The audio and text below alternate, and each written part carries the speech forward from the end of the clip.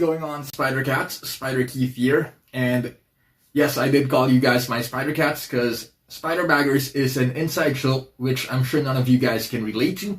So from now on, I'm Spider Keith and you guys are my Spider Cats. With that out of the way, I want to show you guys this Barbie Doll Mary Jane Watson figure by Mattel. Before we begin, let me start off by saying that this is one elusive figure to find. I first came across this figure way back 2014. I think it was in Alley Mall or Gateway where I found one like this, but I wasn't fortunate enough to get one. So fast forward 6 years and several Facebook Market searches later, good thing this time around I was lucky enough to get one, finally. And what's great about this is the fact that it's never been opened before. In other words, it's mint in sealed box. By the way, before we unravel this beauty, I will be doing the unboxing in the most ASMR way possible. Because in case you missed it, I bought ourselves a Blue Yeti mic. So of course we're going to do some ASMR. But in case you want to jump ahead, that's okay. I left some timestamps down below to walk you through the video. So with that out of the way, let's do this.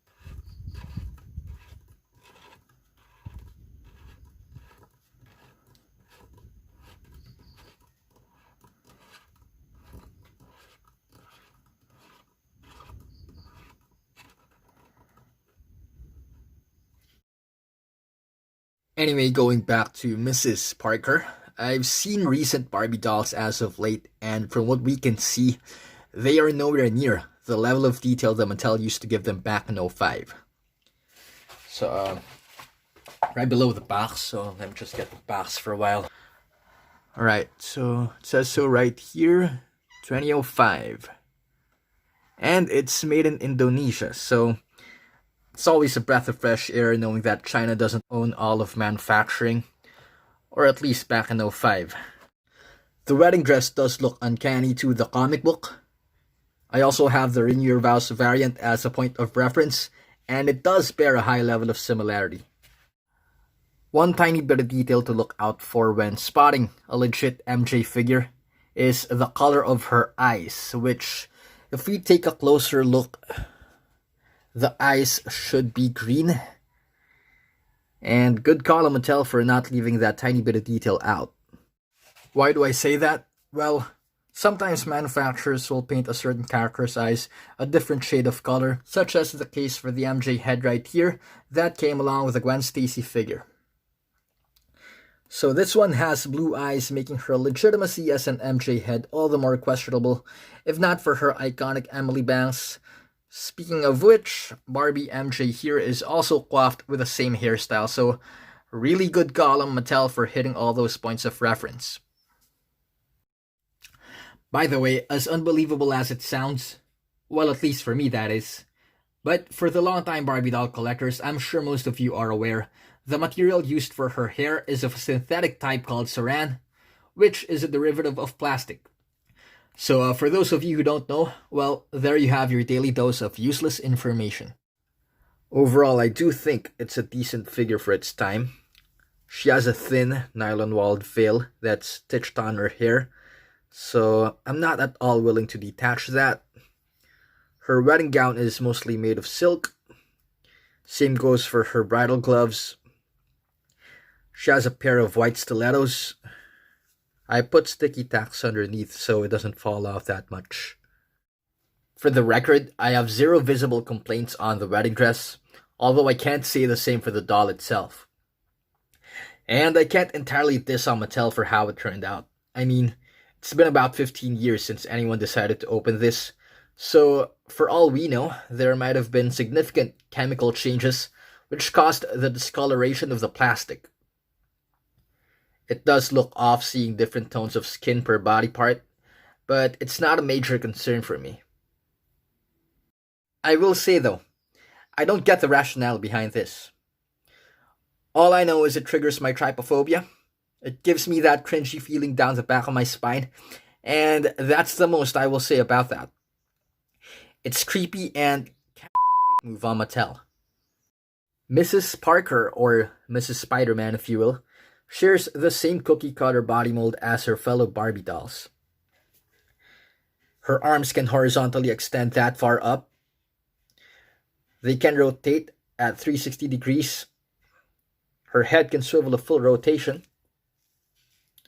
She can't split at all, although she can kick a full 90 degrees forwards and backwards, and quite evidently no ankle pivot. Oh, and I forgot to mention she has waist swivel. As for her accessories, she comes with this spider heart necklace, which is wearable for the kid, and she also comes with this Spider-Man mask, which she can conveniently attach to her face, like so. Whoops. Oh, there you go. As for her height, MJ stands at about 12 inches tall. Final thoughts, it would have been nice to see a level of effort from Mattel to make MJ slightly more articulated. I mean, she is Spider-Man's wife after all, so she should have at least had some articulation here and there. Then again, we're talking about a 15-year-old doll here, so if Mattel ever wanted to revisit this figure, they should put MJ this time around on one of their more articulated body molds, because that will be the first step in the right direction. I would have also preferred if she came with at least a set of civilian clothes. Perhaps the first appearance look would have been nice. Before we end this video, just a bit of a background check. Peter and MJ's marriage was a big thing back in the day, since head honcho himself, Stan Lee, did a live-action adaptation of their marriage at the now-defunct Shea Stadium, only for Joe Quesada and friends to write their marriage of 20 years off in what has to be the sloppiest and most corporate-driven piece of Marvel Comics literature, One More Day. Nick Spencer taking the reins of One More Day narrative enabler Dan Slott as head Spider-Man writer is the biggest middle finger to Joe Quesada and friends, as it gives us hope that Nick will hopefully reinstate their relationship status to renewing their vows once more in the main continuity. So yeah, I'm expecting one of these issues will see MJ wear this iconic wedding gown once again. Anyway, that is it for the review. If you guys haven't done so yet, be sure to hit like, subscribe, and hit the notification bell for future videos. Again, this is Spider Keith. Thank you and God bless. Deep in the shadows, I know it's hard to put one foot in front of the other. So far as the echo, where do we start? You can learn to discover a million stars. Here in the shadows, I know